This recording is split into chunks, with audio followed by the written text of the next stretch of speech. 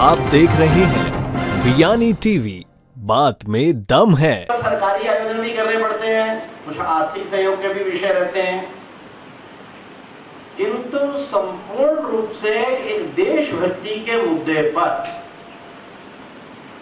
देश के सामने उपस्थित एक चुनौती के मुद्दे पर अपने इस कॉलेज ने एक इस प्रकार के अच्छे कार्यक्रम का आयोजन किया।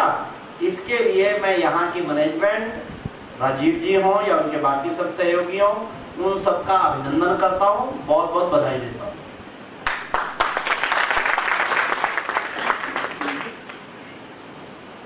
विषय तो स्पष्ट है, अभी अशोक जी ने भी रखा है, उससे पहले धर्मेंद्र जी ने भी रखा था, सामने भी लिखा है, स्वदेशी स्वीकार विदेशी बहिष्कार, बढ़ेगा देश, होगा समृद्ध, बढ़ेगा रोजगार।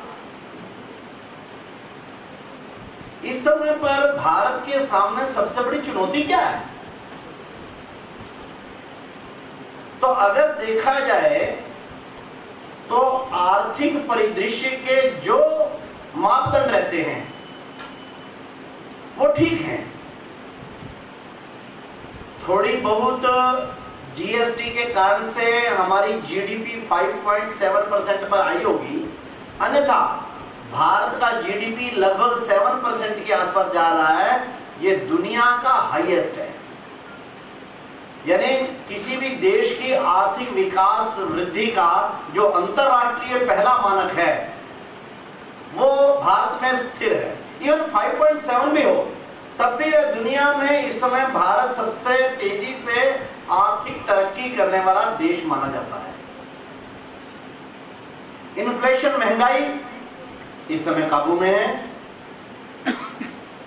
6% से नीचे रहनी चाहिए, इस समय 4.5-5 के आसपास है। थोड़ी बहुत तो होगी लेकिन बहुत ज्यादा ऐसा नहीं है। हमारा बॉम्बे स्टॉक एक्सचेंज, हमारा निफ्टी स्टॉक एक्सचेंज हाईएस्ट 31,000 के आसपास जा रहा है। सोने का रेट ठीक है। Forex reserve round $400 billion ever highest है। दुनिया की इस समय पर हम $2.4 ट्रिलियन के साथ दुनिया की 5th लार्जेस्ट इकोनॉमी हो गए हैं। हमारी सेना ठीक है, लोकतंत्र ठीक है, एक राष्ट्रवादी स्टेबल सरकार है।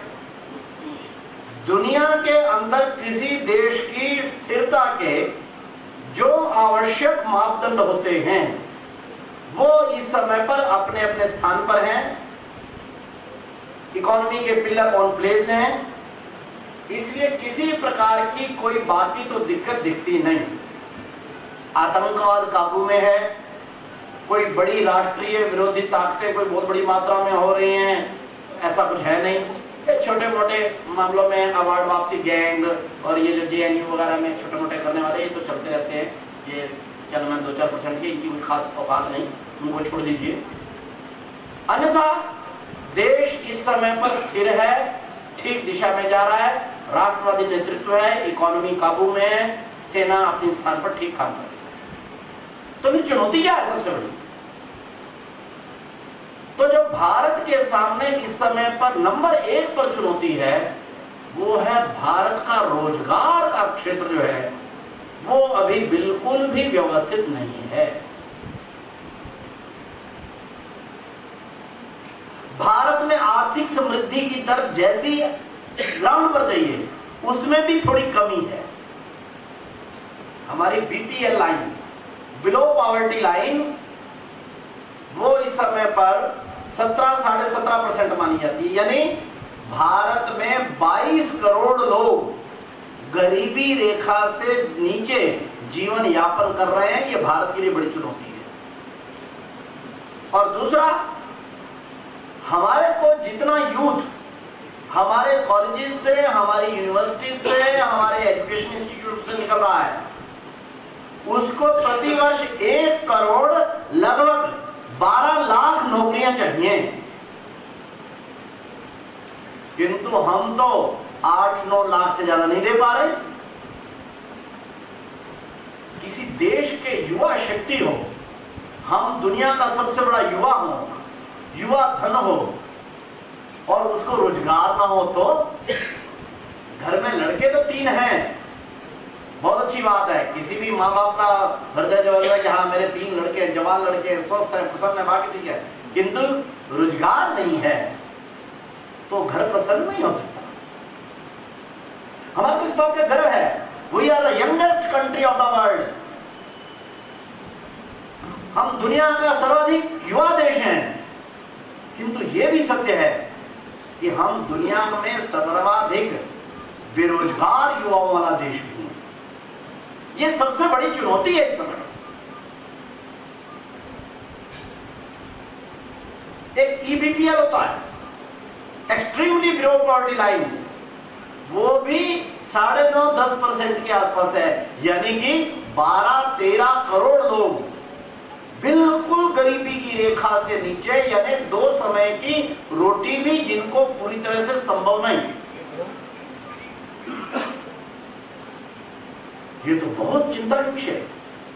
आजादी के 70 साल बाद अगर हमारे देश के 12 करोड़ लोग भूखे हैं, इस आजादी का कोई अर्थ नहीं है।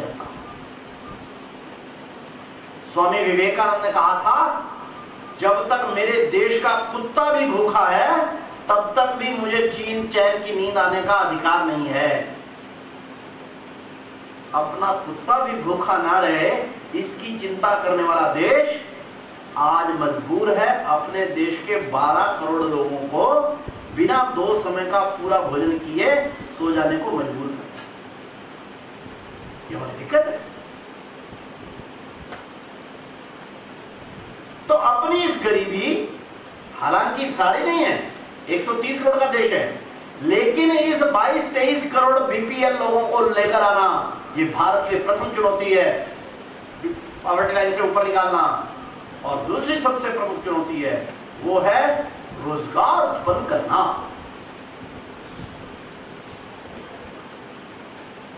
स्वदेशी इसका हल प्रस्तुत कर रहा है, और यह राष्ट्रीय स्वदेशी सुरक्षा अभियान है। उसी हल की दिशा में एक बड़ा वो है, पग है। किसी को लगता होगा कि हमने चाइना का बहिष्कार कर दिया है डोकलाम के कांड से, किसी को लगता होगा चीन हमारे को बार बार बॉर्डर पर परेशान करता है, या चीन पाकिस्तान का समर्थन करता है इसलिए हमने चीनी बहिष्कार का आंदोलन चलाया है। नहीं, हमने चीन के बहिष्कार का आंदोलन चलाया है अपने देश के रोजगार को बचाने के लिए, अपनी समृद्धि बचाने के लिए। आप वो कैसे, ये क्या मतलब है? हाँ, चीन पाकिस्तान का समर्थन करता है, सीमा पर हमारे सैनिकों के लिए मुसीबत करता है, यह सत्य है, किंतु प्रमुख केंद्र बिंदु है अपने देश की समृद्धि, अपने देश का रोजगार, जिस पर पाकिस्तान ने सबसे बड़ा डाका डाला है। हमारे को मालूम हो 1962 में चीन ने भारत पर हमला किया, 1987 तक भारत और चीन के डिप्लोमेटिक रिलेशन नहीं रहे। 25 साल, जिसको सामान्य भाषा में कहते हो, हमारी बोलचाल ही नहीं रही। 1987 में राजीव गांधी हमारे देश के प्रधानमंत्री थे, वो बीजिंग गए, तो बीजिंग से हमारे डिप्लोमेटिक रिलेशन शुरू हो गए। उसके 10 साल बाद हमारा रेगुलर व्यापार शुरू हो गया। लेकिन 97 टू लेकर 2005 तक चीन और भारत आपस में ट्रेड कर रहे थे, जो किसी भी देश में होता है। भारत 190 देशों के साथ करता है, चीन के साथ भी शुरू हो गया। किंतु अचानक चीन ने व्यापार की जगह पर व्यापार युद्ध शुरू कर दिया। अपने आइटमों को एकदम सस्ता करके भारत की मार्केट ही नहीं, दुनिया भर की मार्केट में डालना शुरू कर दिया। मैं दुनिया के देशों की चर्चा क्यों करूंगा? उनके देशों की चिंता उनके देश के लोग करें, मैं अपने देश की चिंता करूंगा। हमारे देश में चीन का सस्ता सामान, हालांकि वो घटिया होता है, लंबा चलता नहीं है, अल्टीमेटली तो महंगा पड़ता है, लेकिन पहली बार में वो 30, 40, 50% सस्ता होता है, दिखने में जरा लचक पचक वाला होता है, इसलिए सामान्य जनता का व्यक्ति जाकर दुकान से वो चीज खरीद लेता है। और आज चीन हर एक चीज में आ गया है। जेब में पड़े हुए मेरे पेन से लेकर मेरी ये घड़ी, मेरा ये मोबाइल, सामने मुझे मालूम नहीं है, मेरा पड़ा हुआ माइक जिससे मैं बोल रहा हूँ आहूजा वगैरह का है, ये तो ठीक ही है, लेकिन कोई दूसरा बड़ी बात नहीं है चीन का हो। तुम्हारी पड़ी हुई कुर्सियां चीन से आई हो तो बड़ी बात नहीं है।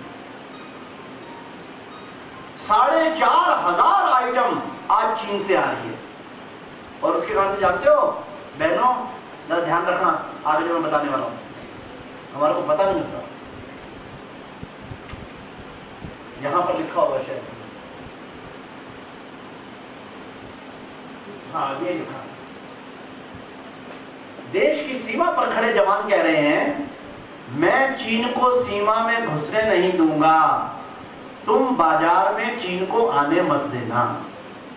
हमें अपने देश के फौजियों पर गर्व है, उन्होंने लद्दाख से लेकर डोकलाम तक चीन को अंदर नहीं घुसने दिया। लेकिन दुख की बात है हमने अपने बाजार पे चीन को कब्जा करने दे दिया। छोड़िए बाजार ना आए, अपने घर में, अपने ड्राइंग रूम में, अपने रसोई घर में, अपनी जेब में। आपके जेब में, हाँ आप अपनी जेब में हाथ मारिए, आपकी जेब में मोबाइल है। कोई भी यहाँ पर जिसके हाथ में मोबाइल है वो ऐसा नहीं है जो चाइना का ना हो।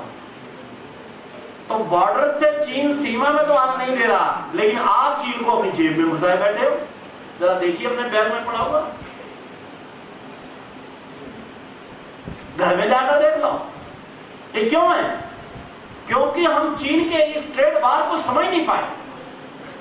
चीन ने जानबूझकर सस्ता किया, अपने जवानों, अपने किसानों की जमीन कोड़ियों के भाव छीन कर इंडस्ट्री को दी। अपने मजदूरों को कहा तुम्हारी मजदूरी, तुम्हारे लेबर लॉज क्या है मैं परवाह नहीं करता। इंडस्ट्री को कहा तुम बस सस्ता प्रोडक्ट बनाओ। लेबर लॉज क्या कहते हैं, चिंता मत करो।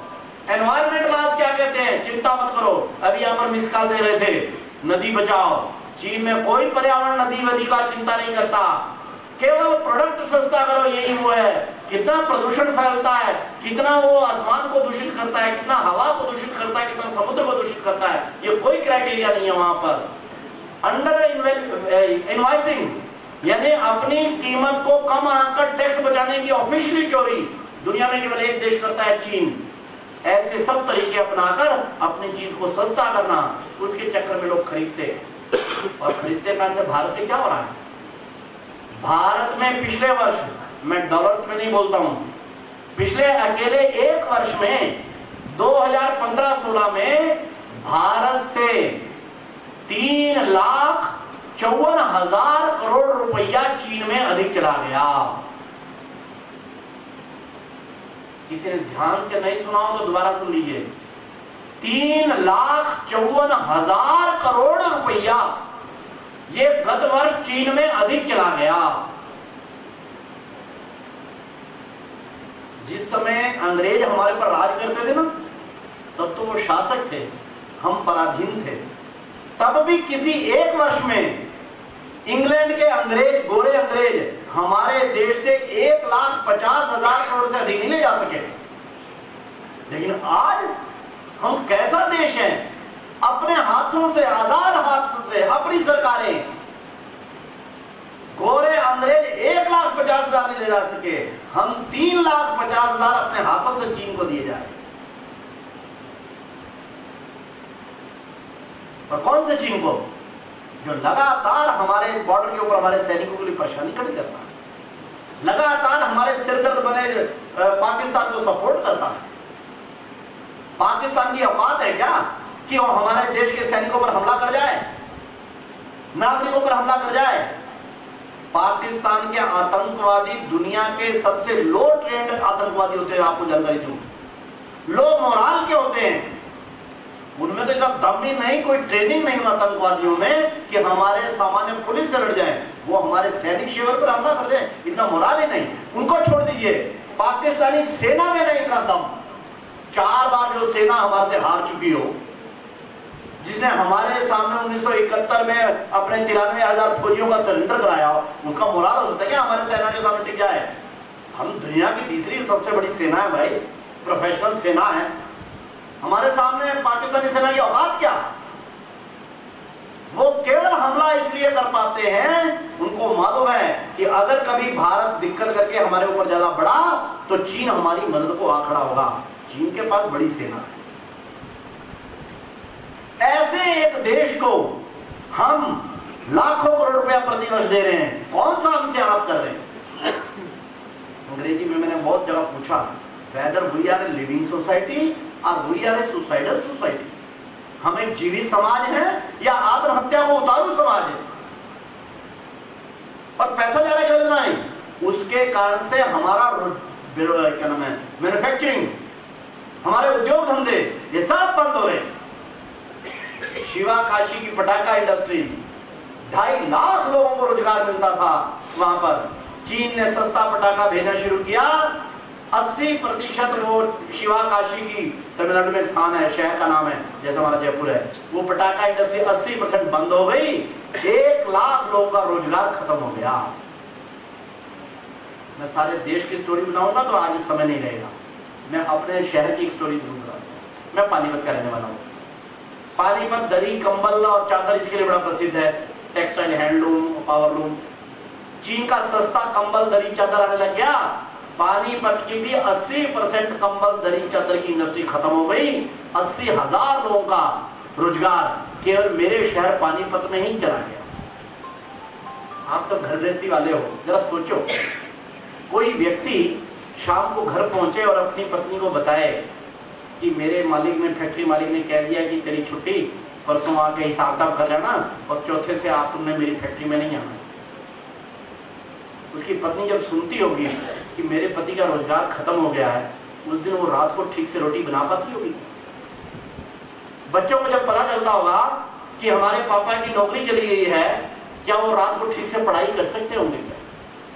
अगर एक व्यक्ति की ऐसा होता है तो हजारों लोगों की जब नौकरियां छूटी, उनके घरों का क्या हुआ, हमने ध्यान किया कभी? हमारा अंदाजा है कि पिछले 16-17 सालों के अंदर 40 से 45 लाख नौकरियां भारत से शिफ्ट होकर पूर्ण करता हूं। दुनिया में एक दार्शनिक हुआ है, विक्टर ह्यूगो।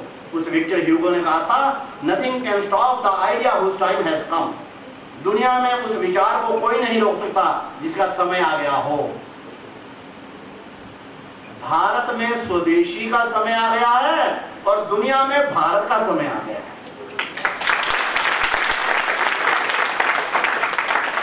इसलिए दुनिया को हमको नेतृत्व करना है, भारत में स्वदेशी ने नेतृत्व करना है। और इसलिए आने वाले दिनों में केवल आपका ही जयपुर नगर नहीं, सारा राजस्थान नहीं, सारा भारत, और सारा भारत नहीं, सारी दुनिया के 200 देश अगले दिनों में एक ही उद्घोष करने वाले हैं, और वो उद्घोष होगा, भारत माता की जय, भारत माता की जय, भारत माता की जय। आज